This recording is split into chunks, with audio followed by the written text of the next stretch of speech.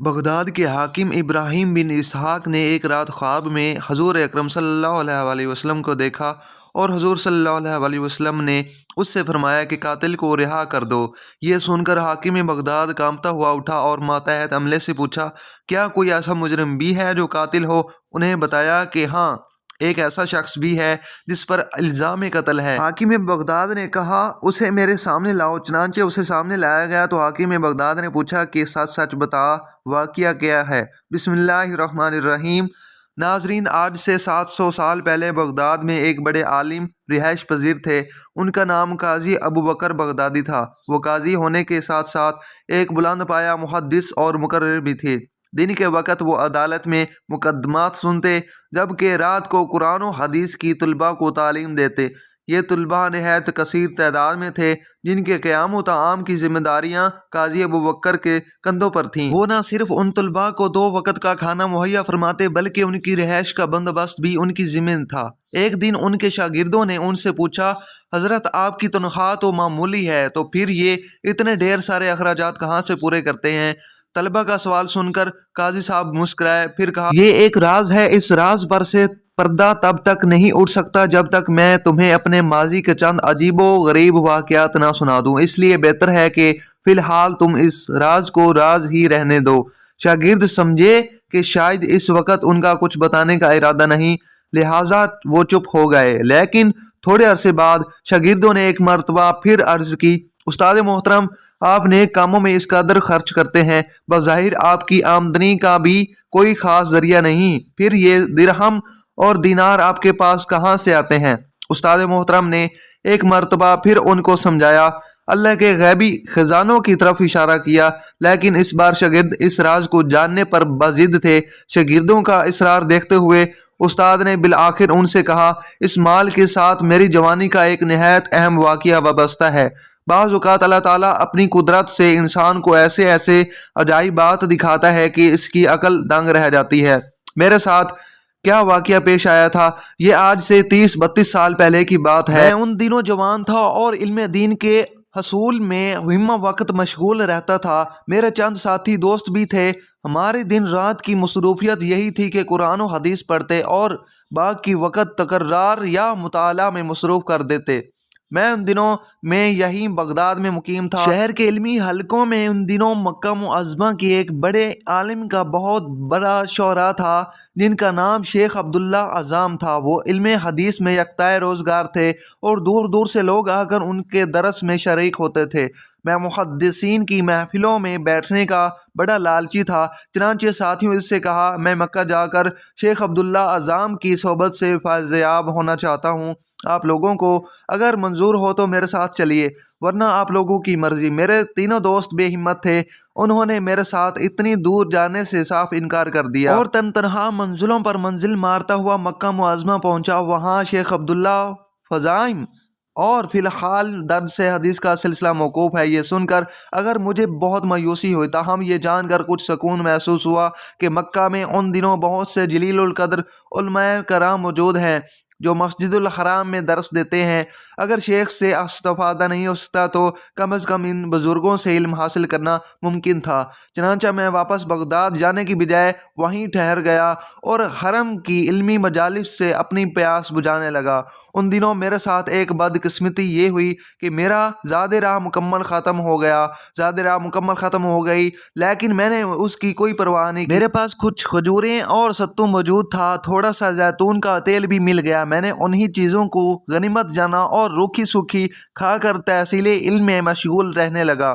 चंद ही दिनों बाद मेरा काम ख़त्म हो गया। एक दिन ऐसा आया कि मेरे पास कुछ खाने को ना था और फाकों तक नौबत आ पहुंची। इस हालत में ये सोचकर घर से निकला कि शहर से कोई चीज़ खाने के लिए मिल जाए, और अगर कुछ भी ना मिला तो हरम जाकर अपने रब से मांगूंगा।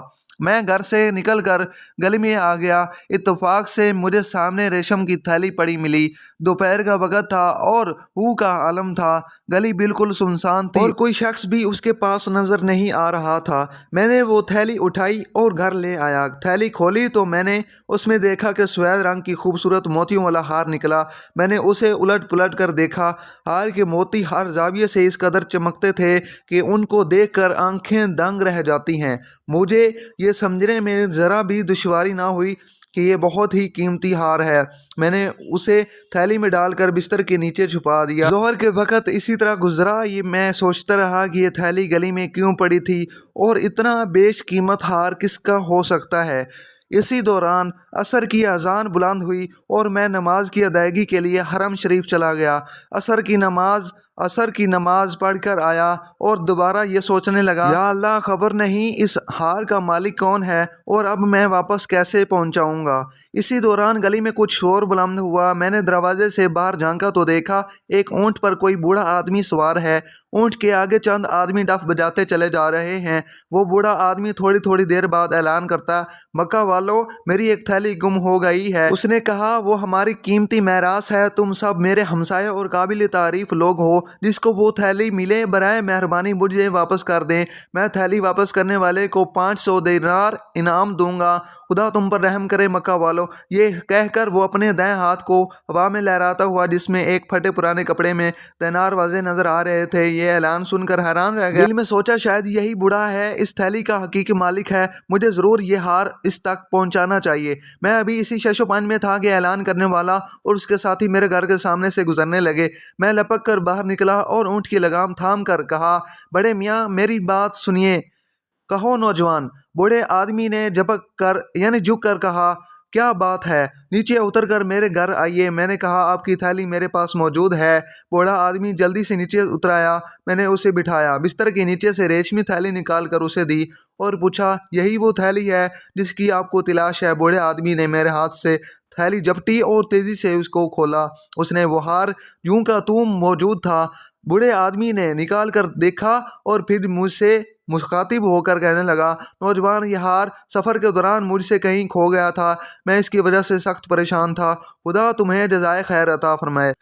تم بہت دیانتدار ہو، لو اپنا انعام سنبھالو۔ یہ کہہ کر اس نے میری طرف کر دیے۔ میں نے کہا، میرے میاں، اے بوڑھے میاں، یہ ہار مجھے گلی میں پڑا ملا تھا، میں اسے اندر اٹھا لایا، یہ میرے پاس آپ کی امانت تھا، میرا تو یہ فرض بنتا تھا کہ میں اسے آپ کو واپس کر دوں، مجھے انعام کی ضرورت نہیں، میں اپنی نیکی فروخت نہیں کرنا چاہتا۔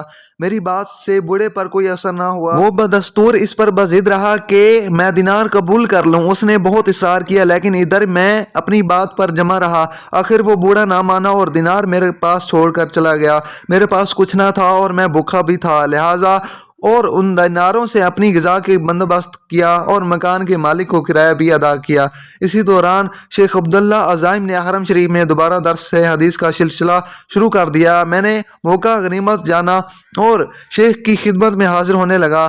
میں کافی عرصے تک تحصیل علم میں مشغول رہا۔ اسی دوران مالی ضرورتوں کے لیے وہی دینار میری کفالت کرتے رہے۔ آخرکار وہ دن بھی آ گئے کہ میں نے جو کچھ سیکھنا تھا وہ سیکھ لیا اور واپس بغداد جانے کے لیے جدہ کی بندرگاہ پہنچا، وہاں سے سفر شروع کیا۔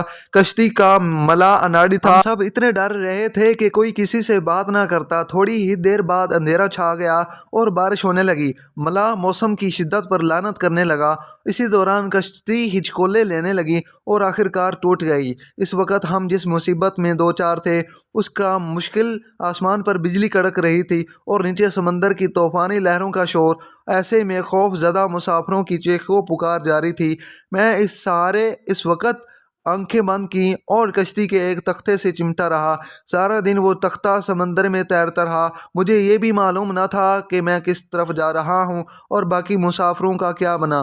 آخرکار خدا خدا کر کے وہ تختہ ایک جزیرے کے ساحل سے جا لگا۔ میں ساحل کی ریت پر جا لیٹا۔ جب ذرا حالت سنبھلی تو اٹھ کر آگے بڑھا اور جنگلی پھلوں سے اپنی بھوک مٹائی۔ جب حواس بحال ہو گئی تو دیکھا کہ جزیرے کے وسط میں ایک مسجد ہے اور کچھ ہی دور آبادی بھی ہے۔ میں مسجد میں چلا گیا، وہاں قرآن پاک کے کچھ اور آپ تھے کہ میں انہیں پڑھنے لگا۔ جب مجھے قرآن پاک پڑھتا دیکھ کر آپے سے کچھ مرد اور عورتیں میرے پاس آئے اور کہنے لگے، اے شیخ، کیا آپ عالم ہیں؟ میں ایک طالب علم ہوں۔ میں نے ان سے کہا۔ وہ کہنے لگے، اے شیخ، ہم مسلمان ہیں لیکن قرآن مجید پڑھنا نہیں جانتے، آپ مہربانی فرما کر ہمیں تلاوت سکھا دیں اور اگر ہو سکے تو کچھ لکھنے پڑھنے کی بھی مشق کروا دیں۔ چنانچہ میں نے پیشکش قبول کر لی اور ان کے بچوں کو قرآن کتابت سکھانے لگا۔ اس کے بدلے میں مجھے صبح شام کھانا مل جاتا۔ رفتہ رفتہ وہ لوگ مجھ سے بہت مانوس ہو گئے، وہ میری قدر کرتے اور بڑے ادب سے مجھے استاد کہہ کر پکارتے۔ میری زندگی کے دن یوں ہی گزر رہے تھے، مجھے یہ بھی معلوم نہ تھا کہ میں کہاں ہوں اور کن لوگوں کے درمیان ہوں۔ ایک دن ان کے بزرگ میرے پاس آئے، بولے یا شیخ، یہاں ایک یتیم بچی ہے، خاص ایماندار ہے، آپ شریف النفس ہیں اور تنہا بھی ہیں، ہم چاہتے ہیں کہ آپ اس بچی سے نکاح کر لیں، اس طرح آپ کی گزر بسر آسان ہو سکے گی۔ میں نے انکار کر دیا، لیکن وہ لوگ مسلسل اصرار کرتے رہے اور مجھے اتنا مجبور کر دیا کہ آخر کار میں نے ان لوگوں کی بات مان لی۔ چنانچہ میں نے نکاح کے انتظامات ہو گئے۔ نکاح کی رات جب میں نے اپنی دلہن کو دیکھا تو اس کے گلے میں وہی ہار تھا جو میں نے مکہ میں اس بوڑھے آدمی کو واپس کیا تھا۔ میں ہار دیکھ کر بہت حیران ہوا اور گھر سے باہر آ کر لوگوں کو سارا ماجرا سنا دیا۔ میری بات سن کر لوگوں نے زور سے نعرہ لگایا کہ ان کی آواز پورے جزیرے میں گونج گئی۔ میں حیران تھا کہ بلکہ اس بات سے مجھے مزید حیرت ہوئی کہ یہ لوگ نعرہ کیوں لگا رہے ہیں۔ مجھے پریشان دیکھ کر جزیرے والوں نے بتایا، وہ بڑے میاں جی، آپ نے مکہ میں ہار واپس کیا تھا، وہ اسی بچی کے والد تھے، آپ سے پہلے وہی اس مسجد کے امام تھے۔ وہ اکثر کہا کرتے تھے، مجھے زندگی میں سچے اور ایماندار لوگ کم ملے ہیں، لیکن مجھے مکہ میں ایک مسلمان نوجوان ملا تھا جس نے مجھے میرا خاندانی ہار واپس کیا تھا۔ یا اللہ، میں تجھ سے دعا کرتا ہوں کہ مجھے اسے دوبارہ ملا دے تاکہ میں اپنی بیٹی کا نکاح اسے کروا دوں۔ اور اب ایسا ہو بھی گیا ہے۔ ہم سب قدرت کے اس اتفاق پر حیران ہیں اور اسی خوشی میں ہم نے اللہ اکبر کا نعرہ لگایا ہے۔ ان کی بات سن کر مجھے بہت خوشی ہوئی، میں نے اللہ کا شکر ادا کیا۔ میں پھر اپنی بیوی کے ساتھ مدت تک اسی جزیرے میں رہا، میں بہت خوشگوار زندگی گزارنے لگا۔ جب بعد ازاں میری بیوی کا انتقال ہو گیا تو میں پھر تنہا ہو گیا۔ کچھ عرصہ تو میں نے اس جزیرے میں رہا، ان لوگوں سے اجازت لے کر بغداد واپس آ گیا، وہ ابھی تک میرے پاس تھا۔ جزیرے والوں نے وہ ہار میرے پاس ابھی تک موجود تھا۔ جزیرے والوں نے بخوشی اسے مجھے اپنے ساتھ لے جانے کی اجازت دے دی۔ بغداد آ کر وہ ہار ایک تاجر کو پسند آ گیا، اس نے کئی لاکھ دینار میں وہ ہار مجھ سے خرید لیا۔ میں نے دینار اپنے پاس سنبھال رکھے ہیں، انہی میں سے تم لوگوں کے اخراجات پورے کرتا ہوں، چونکہ میں اسے نیکی کے کاموں میں خرچ کرتا ہوں، اس وجہ سے برکت ہی برکت ہے۔ یہ داستان بیان کرنے کے بعد شیخ ابو بکر بغدادی خاموش ہو گئے اور اللہ کی بڑائی بیان کرنے لگے۔ شاگرد بھی یہ جان کر مطمئن ہو گئے کہ ان کے استاد کو رب کائنات کی طرف سے دولت عطا ہوئی ہے۔ بغداد کے حاکم ابراہیم بن اسحاق نے ایک رات خواب میں حضور اکرم صلی اللہ علیہ وسلم کو دیکھا اور حضور صلی اللہ علیہ وسلم نے اس سے فرمایا کہ قاتل کو رہا کر دو۔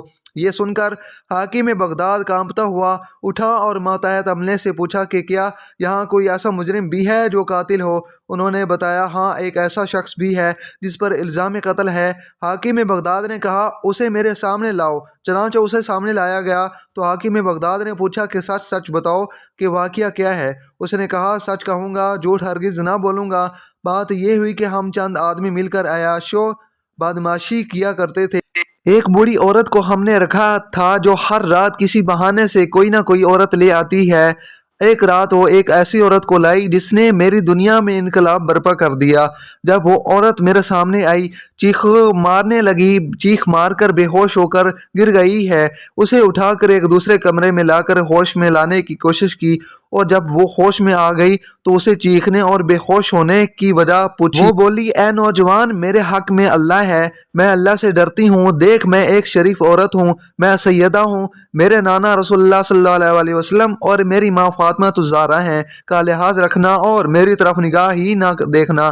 میں نے جب اس پاک عورت کو جو سیدہ تھیں یہ بات سنی تو لرز اٹھا، اپنے دوستوں کے پاس آ کر انہیں حقیقت سے آگاہ کیا اور کہا، اگر عاقبت کی خیر چاہتے ہو تو اس خاتون کی بے ادبی نہ ہونے پائے۔ دوستوں نے میری اس بات سے سمجھا کہ شاید میں ان کو ہٹا کر خود اس میں ارتکاب گناہ کرنا چاہتا ہوں اور ان سے دھوکہ کر رہا ہوں، اس خیال سے مجھ سے لڑنے پر آمادہ ہو گئے۔ میں نے کہا، تم لوگوں کو کسی صورت اس گناہ کی اجازت نہ دوں گا، لڑوں گا، مر جاؤں گا، مگر سیدہ کی طرف بدنگاہی منظور نہ کروں گا۔ چنانچہ وہ مجھ سے چھپٹ پڑے۔ جب مجھے ان کے حملے سے ایک زخم بھی آ گیا، اسی اثناء میں ایک شخص جو کہ سیدہ کے کمرے کی طرف جانا چاہتا تھا مجھ پر حملہ آور ہوا تو میں نے اس پر چھری سے حملہ کر دیا، اسے مار کر اپنی حفاظت میں لے کر باہر نکلا تو شور مچ گیا۔ چھری میرے ہاتھ میں تھی، میں پکڑا گیا اور آج یہ بیان دے رہا ہوں۔ بغدادی حاکم نے کہا، جاؤ، تمہیں رسول اللہ صلی اللہ علیہ وسلم کے حکم سے رہا کیا جاتا ہے۔ حضور اکرم صلی اللہ علیہ وسلم اپنی امت کے ہر برے آدمی اور ہر ایک نیک آدمی کو جانتے ہیں اور دیکھتے ہیں، اور یہ بھی معلوم ہوا کہ حضور کی نسبت کے لحاظ سے عدد سے آدمی کا انتظام اچھا ہو جاتا ہے، لہٰذا ہر اس چیز کو دل میں ادب و احترام رکھنا چاہیے جس کا حضور صلی اللہ علیہ وسلم سے تعلق ہو۔ اللہ پاک ہمیں دین کی مکمل سمجھ نصیب فرمائے اور ہمیں نیکوکاروں میں شامل کرے، آمین۔ ملتے ہیں ناظرین اگلی ویڈیو میں، تب تک کے لیے اللہ حافظ۔